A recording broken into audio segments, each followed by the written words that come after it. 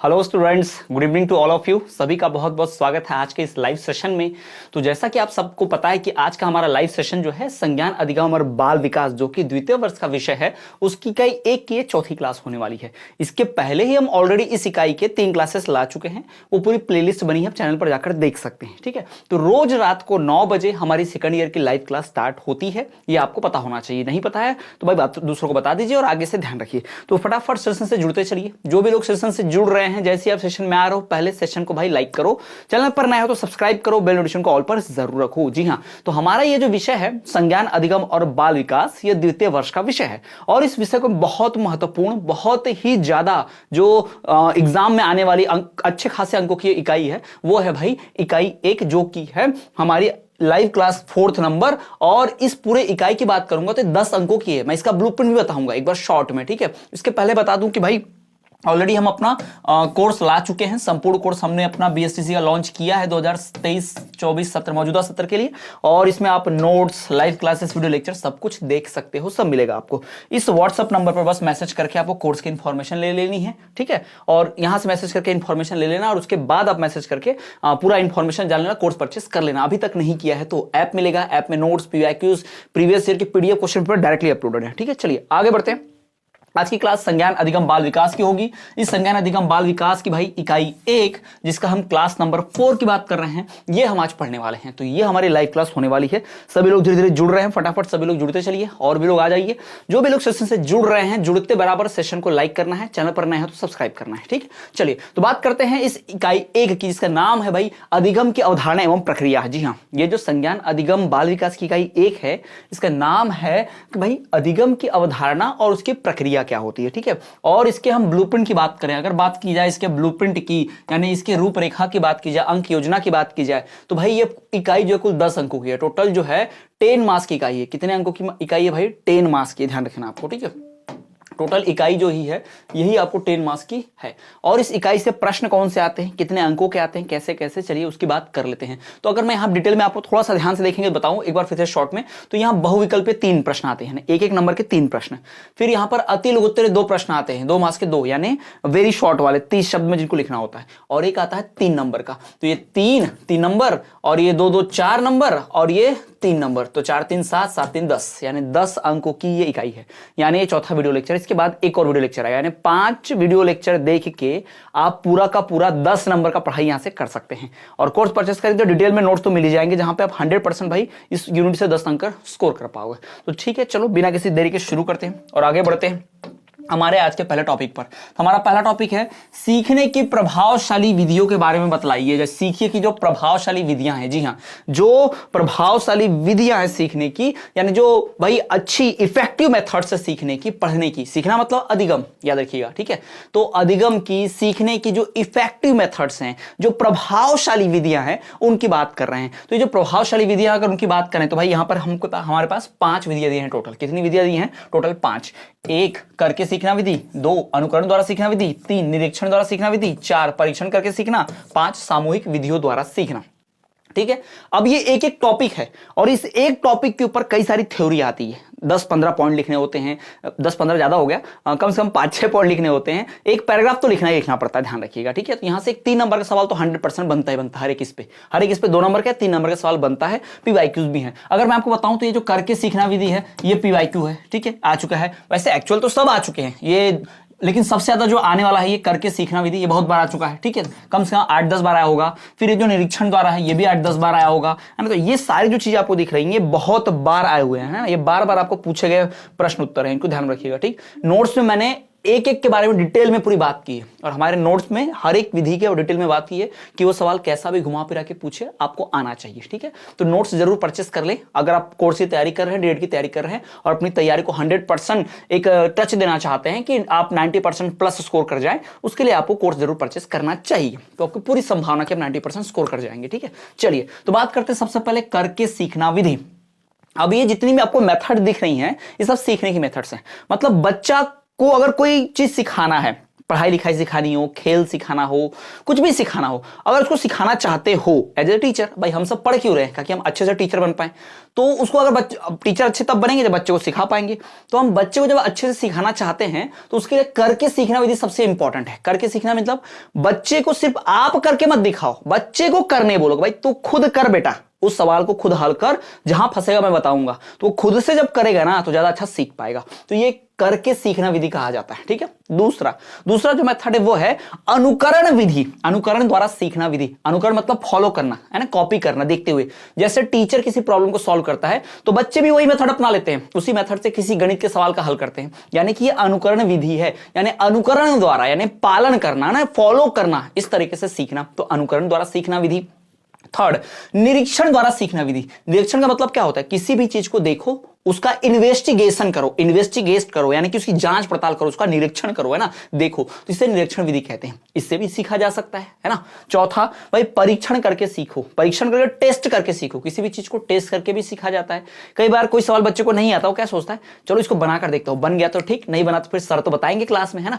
तो बच्चा खुद ही सीखने की कोशिश करने लग जाता है। तो इस विधि को हम परीक्षण द्वारा करके सीखना विधि बोलते हैं। अब वो सीख रहा है, लेकिन कैसे, परीक्षण करके सीख रहा है। अगला, सामूहिक विधियों द्वारा सीखना। जी हां, सामूहिक यानी कि ग्रुप एक्टिविटीज द्वारा सीखनी है।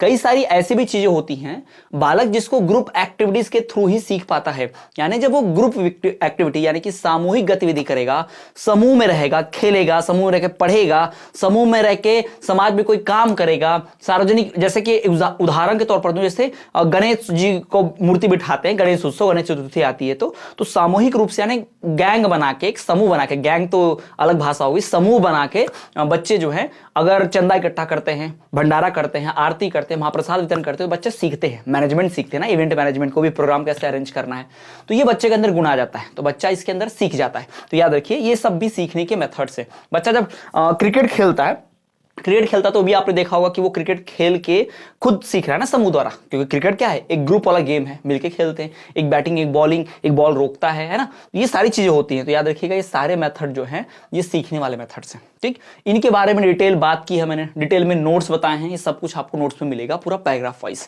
अगर मैं बताऊं कि करके सीखना विधि क्या होती है, जो मैं बोल रहा हूं वही थ्योरी आपको परीक्षा में लिखनी है। जैसे करके सीखना विधि क्या, बताओ, तो ये ऐसी विधि है जिसमें बालक स्वयं कार्य को करके सीखता है, वह स्वयं समस्या को हल करने की कोशिश करता है, स्वयं ही सीख जाता है और उसको हल भी कर लेता है। तो ये विधि स्थायी है, क्योंकि अगर किसी चीज का हल आपने खुद से निकाला है तो आप उस चीज को कभी नहीं भूलोगे, उसका हल आपको हमेशा याद रहेगा। ये फायदे होते हैं, तो ये लिखना है इसमें।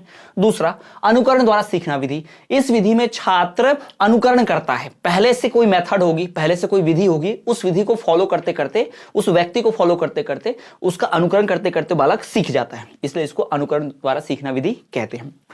तीसरा, निरीक्षण द्वारा सीखना विधि। भाई बालक निरीक्षण करके सीखता है। निरीक्षण मतलब भाई उसको पूरा इन्वेस्टिगेट करके, उसको देख के, सुन के, समझ के, उसको पूरा घूर के मतलब ऐसा घूर के नहीं एकदम, मतलब उसको ऊपर से नीचे, आगे पीछे, उस पूरे सवाल को शुरू से लेकर अंत तक समझ के, उसका खुद ही भाई देख के, निरीक्षण करके उसको सीख जाएगा बालक, है ना, बालक ऐसा करेगा। चौथा है परीक्षण करके सीखना।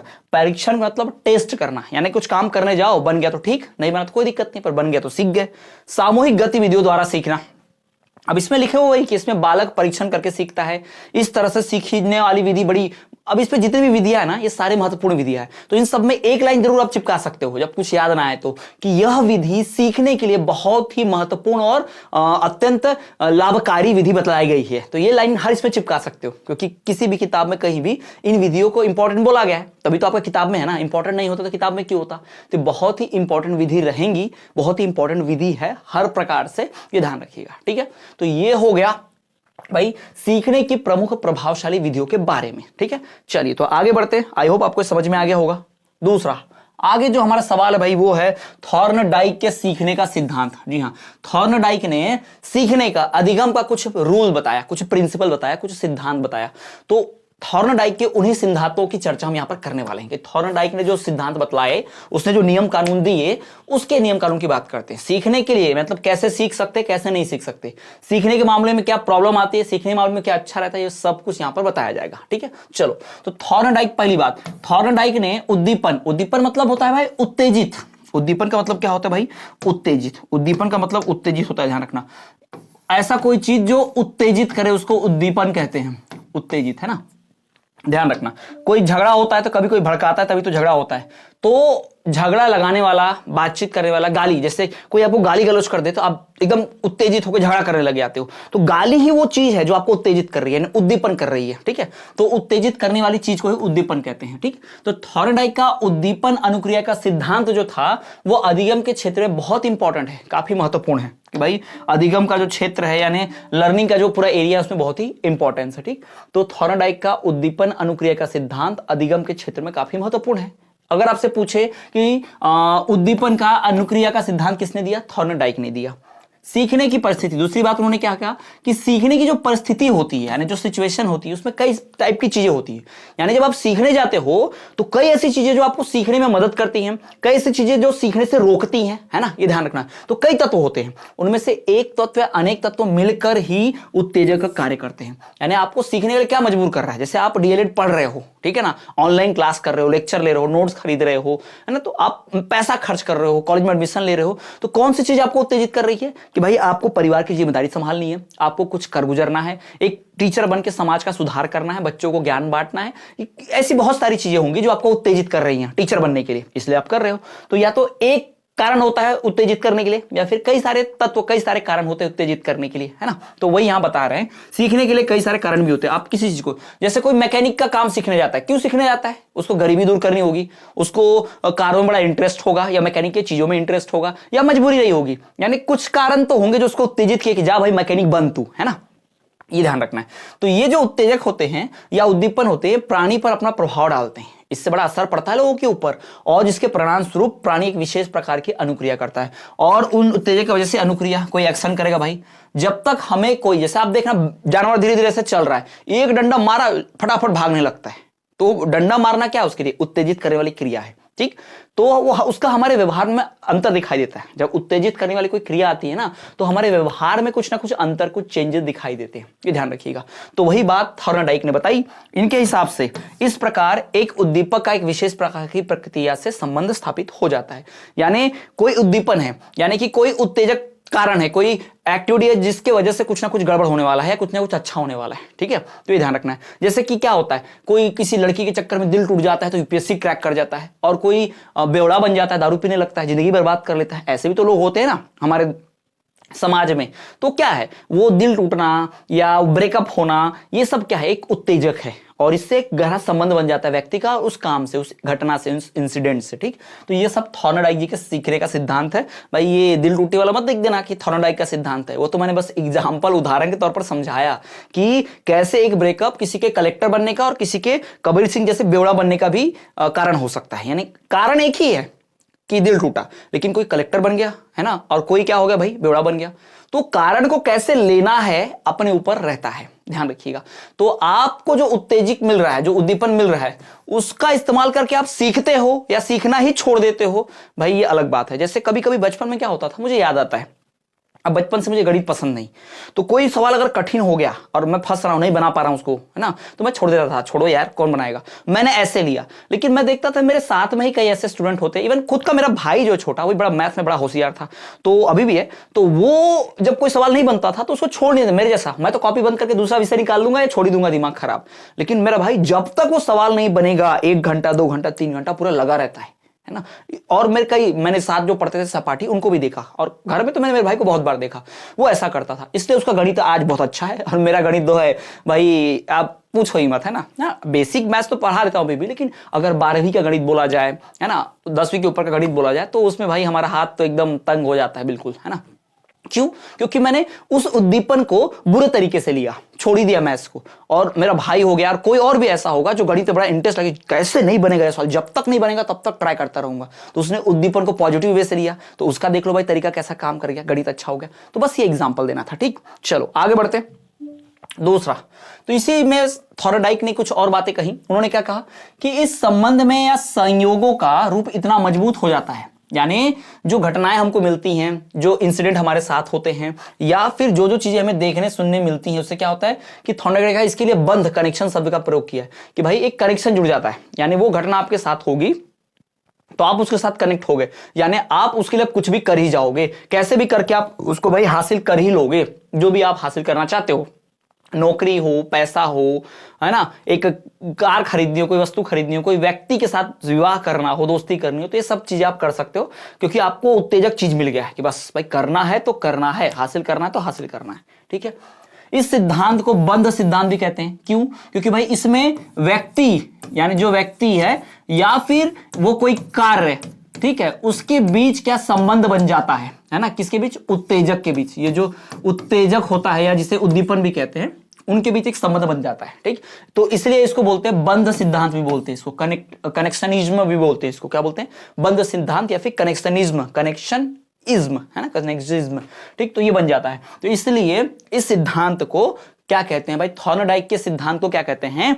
इसको बंध सिद्धांत भी बोलते हैं। क्या बोलते हैं? बंध सिद्धांत, क्योंकि बंधा हुआ है एक चीज से, उसी चीज से दूसरी चीजें हो रही हैं। ठीक, कुछ लोगों ने इस सिद्धांत को कुछ अन्य नाम भी दिए, जैसे संबंधवाद, हर्ष दुख सिद्धांत, प्लेजर पेन प्रिंसिपल, प्रयास एवं त्रुटि सिद्धांत, ढेर सारे नाम हैं इस सिद्धांत के।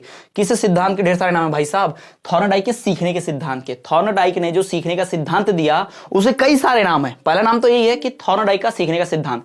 दूसरा नाम क्या है? बंध सिद्धांत। तीसरा नाम क्या है भाई? इसका तीसरा नाम है प्लेजर पेन प्रिंसिपल, यानी कि हर्ष दुख सिद्धांत। ठीक है, तीसरा नाम है।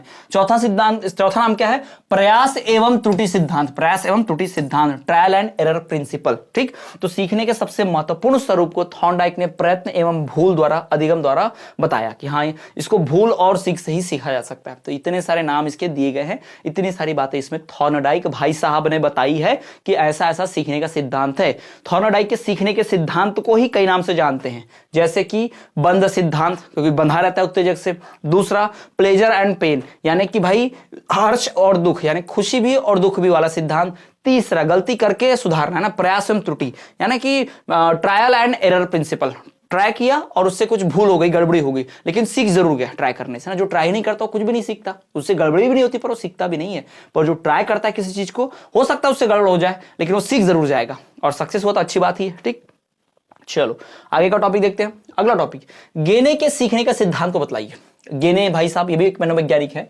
गेने जो है ये भी एक मनोवैज्ञानिक है। तो गेने ने भी कुछ सिद्धांत बताए, ये भी एक मनोवैज्ञानिक है, ध्यान रखिएगा। मनोवैज्ञानिक क्या होता है भाई? साइकोलॉजिस्ट होता है ना, जो मन को ठीक करता है, मन के बारे में ज्यादा स्टडी करता है, जानता है कि मन कैसे खराब अच्छा होता है, सारी बातें ना, मनोवैज्ञानिक की तरह। तो ये जो गेने हैं, इन्होंने भी सीखने का अपना सिद्धांत दिया। तो गेने मनोवैज्ञानिक ने अपने सीखने का सिद्धांत दिया। अब इस सीखने का सिद्धांत उनके हिसाब से कैसा है, उनके हिसाब से क्या है?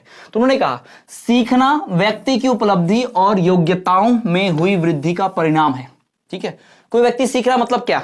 वो टैलेंटेड है, उसकी वृद्धि हो रही है, यानी उसकी योग्यता बढ़ रही है, इंटेलिजेंस बढ़ रही है, जो उसके नए व्यवहार के कारण अभिज्ञान, अवरोध, कौशल एवं मनोवृत्ति में वृद्धि होती है। याद रखिएगा, अगर बच्चे के अंदर अभिज्ञान, अवरोध, कौशल, मनोवृत्ति ये सब आ रही हैं तो बच्चा जरूर कुछ ना कुछ सीखेगा, नया सीखेगा, कुछ ना कुछ, क्या बहुत सारी चीजें सीखेगा और नया सीखेगा। उन्होंने घोषणा ये भी की कि थॉर्नडाइक ने, भैया सॉरी माफ कीजिएगा, गेने जी ने ये भी घोषणा की कि व्यक्ति का किसी भी प्रकार से सीखना उसको योग्यताओं में विकास के परिणाम स्वरूप ही होता है। अगर बच्चा सीखेगा तो उसका स्किल और बढ़ेगा, उसकी योग्यता और बढ़ेगी। ठीक है, अगर किसी को एक गणित आता है और वो गणित सीख लिया, उसकी मदद से बाकी गणित भी सीख लिए, तो उसकी योग्यता क्या हुई? बढ़ी। याद रखिएगा, सीखना हमेशा योग्यता बढ़ाता है, या फिर योग्यता बढ़ती है तो आप लगातार और सीखते हो। ये बोला गया है गेने के द्वारा। जी हाँ, गेने ने दो बातें कही, ठीक, कि सीखना जो है वो व्यक्ति के योग्यता पर निर्भर करता है, और व्यक्ति की जितनी योग्यता होगी उतना ज्यादा सीखेगा, उतना अच्छा सीखेगा। ये किसने कहा? गेने जी ने कहा है। ठीक है, चलो और आगे बढ़ते हैं। अगला, गेने के अनुसार सीखने के प्रकार। गेने जी ने सीखने के कुछ टाइप्स बतलाए हैं। इन्होंने कई सारे प्रकार बतलाए हुए हैं सीखने के, कई सारे टाइप्स की, ऐसे सीखते हैं, वैसे सीखते हैं, ये सीखना ऐसा होता है, वो सीखना वैसा होता है, ऐसा गेने जी ने बताया है। तो उन सीखने के प्रकारों को थोड़ा सा चलिए जान लेते हैं। तो चलिए देखिए, यहां पर उन्होंने टोटल 8 प्रकार बतलाए हैं। पहला है संकेत द्वारा सीखना, है ना, एक एक में आऊंगा, पहले अभी पूरे 8 नाम पढ़ लेते हैं। दूसरा, अनुक्रिया द्वारा सीखना। तीसरा, श्रृंखला में सीखना। चौथा, शाब्दिक संबंध सीखना। पांचवा, बहुभेदन क्रिया सीखना। छठवां, संप्रत्यय सीखना। सातवां, सिद्धांत सीखना। आठवां, समस्या समाधान। तो ये सारे जो दिख रहे हैं आपको, ये गेने के अनुसार सीखने के प्रकार हैं। इन सब तरीकों से सीखा जा सकता है। ठीक है, या इन तरीकों से सीखोगे तो आप उस कैटेगरी में, उस प्रकार में आ जाओगे। चलो एक एक को ध्यान में लेते हैं। और एक एक की बात करते हैं यहां पर, ठीक है। सबसे पहला है संकेतों द्वारा सीखना। कभी भी कुछ संकेतों द्वारा सीखना, ये बहुत इंपॉर्टेंट है। कुछ सिंबल्स के द्वारा, कुछ चिन्हों के द्वारा, है ना, किसी इशारे की तरह सीखना, इशारे के द्वारा सीखना, इसको संकेतों द्वारा सीखना बोलते हैं। दूसरा अनुक्रिया। अनुक्रिया मतलब भाई करके देखना, कोई एक्टिविटी होगी, खुद करो, उस काम को खुद ही करो और फिर देखो, सीख जाओ। श्रृंखला में सीखना, सीक्वेंस वाइज, पहले एबीसीडी सीखी, फिर एबीसीडी से APPLE एप्पल, CAT कैट, ये सीखा। उसके बाद an apple a day keeps doctor, पूरा सेंटेंस सीखा, और उसके बाद पूरा डॉक्टर के ऊपर ऐसे लिख दिया। यानी हमने श्रृंखलाबद्ध सीखा, पहले अक्षर सीखे, फिर शब्द सीखे, फिर वाक्य सीखा, और पूरा का पूरा फिर पैराग्राफ, है ना, वो सीख लिया। तो ये ध्यान में रखना है आपको कि श्रृंखला में सीखना भी अच्छा होता है, और ऐसे ही सीखना चाहिए, थोड़ा थोड़ा करके, एक के बाद एक एक, है ना। शाब्दिक संबंध सीखना, शब्दों का संबंध भी सीखना बड़ा इंपॉर्टेंट होता है। किस शब्द का संबंध किससे है, किस शब्द का अर्थ क्या होता है, किस शब्द से क्या अर्थ निकलता है, ये सारी चीजें पता होनी चाहिए, इससे भी सीखा जा सकता है। बच्चों को देखना, वो क्वेश्चन वाले गेम होते हैं, शब्द वाले गेम होते, खेल खिलाया जाता है प्ले स्कूल में। बहुभेदन क्रिया सीखना, बहुभेदन यानी जिसके बहुत सारे काम हो, बहुत सारे ऑब्जेक्टिव हो। संप्रत्यय सीखना, अब ये नहीं भी आता कोई चलेगा। सिद्धांत सीखना, समस्या समाधान, ये सब क्या है, प्रॉब्लम को सुलझाना, आप एक सिद्धांत, एक प्रिंसिपल पर चलना, संप्रत्यय सीखना, ये सारी बातें जो आपको दिख रही हैं, ये सब सीखने के प्रकार है। और ये प्रकार किसने बताए, गेने जी ने बताए कि भाई सीखने के इतने प्रकार होते हैं, इन इन तरीकों से सीखा जा सकता है, इन इन बातों से सीखा जा सकता है, और ये सारे के सारे जो है बहुत ही महत्वपूर्ण है सीखने के सिद्धांत में। किसने दिया, ये गेने जी ने दिया है, गेने की तरफ से सीखने के सिद्धांत, ये भी ध्यान रखिएगा, ठीक। तो स्टूडेंट्स, ये थे आज के कुछ बहुत ही 4-5 इंपॉर्टेंट टॉपिक्स जो PYQs भी है और आने वाली परीक्षा के लिए बहुत महत्वपूर्ण भी है, गेसिंग भी है, ध्यान रखिएगा, ठीक। तो भाई मैं पहले से बता देना चाहूंगा एक बार, जिन्होंने अभी तक कोर्स परचेस नहीं किया है, जिन्होंने भी अभी तक हमारा कोर्स परचेस नहीं किया है, BSTC का संपूर्ण कोर्स हम लॉन्च कर चुके हैं 2023-24 के, ध्यान रखेंगे 2023-24 का हमारा संपूर्ण कोर्स लॉन्च हो चुका है। इस कोर्स में आपको मिलने क्या वाला है, इस कोर्स में भाई आपको मिलेगा क्या, notes, live class, video lecture, साथ ही साथ आपको PDF मिलेगी ऐप में, ये सब कुछ ऐप में ही मिलेगा। और ऐप में एक PDF मिलेगी जिसमें प्रीवियस ईयर के क्वेश्चन पेपर 2023 के, 2022 के, 2021 के, 2020 में जो बोर्ड के द्वारा क्वेश्चन पेपर आए थे, तो एज इट इज वो क्वेश्चन पेपर की PDF भी अपलोडेड है, वो भी आप ऐप में देख पाओगे, ठीक।